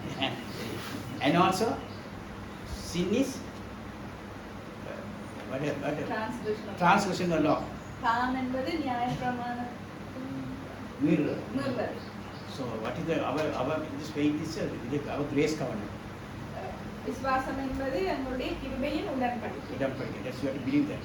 அதை நாங்கள் விசுவாசிக்கிறோம். Everything you say, you have to confess in the mouth. Don't have this negative mind. நேர்மறையான சிந்தையை கொண்டிருக்க வேண்டாம். அனைத்தையும் எங்களுடைய வாயினாலே நாங்கள் அறிக்கை செய்வோம். Always says confess. ஸ்ரீயானி மரித்தம் சொல்றார், அப்போ அறிக்கை செய்ய வேண்டும். Always you confess. எப்போ அறிக்கை செய்வோம்? Every day you have to confess. எப்போ எந்த நேரமும் அறிக்கை செய்வோம். We are not in the carnal ordinances. நாங்கள் செத்த கிரியைகளிலே அல்ல இப்பொழுது. So we are coming to the greater revelation. நாங்கள் மேலான வெளிப்பாட்டுக்கு வந்திருக்கிறோம். All this is all in the we are not in the candlestick realm today. அந்த ஏழு குத்து விளக்குகள் இருந்த காலத்திலோ அந்த இடத்துக்குரிய காலத்தில் அல்ல. That's called seven church ages. அது சபை காலத்துக்குரிய நேரம். So today that's why John was asked to come higher. அதான் யோவானை அந்த after the church ages. சபை காலத்துக்கு பிறகு யோவானை அந்த தரிசனத்தில் யோவானை மேலான இடத்துக்கு வர சொல்லி சொல்றார். Come high, I will show greater things. தேவன் சொல்வார், நீ மேலாக வா, நான் இன்னும் மேலான காரியங்களை உனக்கு காட்டுவேன் என்று யோவானுக்கு கூறுகிறார். You are eagle, you have to fly high. நீங்கள் ஒரு அல்லது நீங்கள் ஒரு கழுகு, நீங்கள் மிகவும் உயரமாக பறக்க வேண்டும். I know in the church they shout and dance. சில சபைகளிலே அவர்கள் பெரிய சத்தமாக கத்தி நடனமாடுவார்கள். I think people must have gone in the flight. They know when you go in the flight, when take off is a big noise. ஒரு விமானம் மேலே எழும்பும் போது ஒரு பெரிய சத்தம் வரும். That's why churches are shouting and playing. அதான் சில சபையால் மிகவும் சத்தமாக ஜெபம் செய்வார்கள். And when the plane was crossed the sound barrier, அந்த விமானம் அந்த சத்தத்திற்குரிய அந்த எல்லையை once it gets to reached a certain height, வானத்திலே ஒரு சில உயரத்தை தாண்டும் போது விமானம் you don't feel any sound. அதுக்கு பிறகு நீங்கள் எந்த விதமான ஒரு விமானத்தின் சத்தத்தை Very கேட்க small. முடியாது. Plane was very small. அது மிகவும் சுமூகமாக பறக்கும். If you are in the earth only, you shout and you dance. இந்த உலகத்தில் இருக்கும் போது Candlestick time, people all know. நாட்டியம் எல்லாம் Candlestick, when all people did these things. அந்த அந்த குத்து விளக்குக்குரிய காலப்பகுதியிலே, அந்த இடத்துக்குரிய காலப்பகுதியிலே நாங்கள் சிந்திக்கும் போது அவர்கள் எல்லாத்தையும் செய்தார்கள். Today we are in a higher place. ஆனால் இன்று நாங்கள் அதற்கு மேலான It's a இடத்தில் dimension, it's a past dimension. அது ஒரு பரிமாணம், அது ஒரு கடந்து போன ஒரு பரிமாணம். It's a spiritual dimension. அது ஆவிக்குரிய பரிமாணம். Heaven is a dimension. பரலோகம் என்பது ஒரு பரிமாணம். So we are in that dimension. நாங்கள் அந்த பரிமாணத்திலே இப்பொழுது இருக்கிறோம். So may God bless you. தேவன் உங்களை ஆசீர்வதிப்பார்.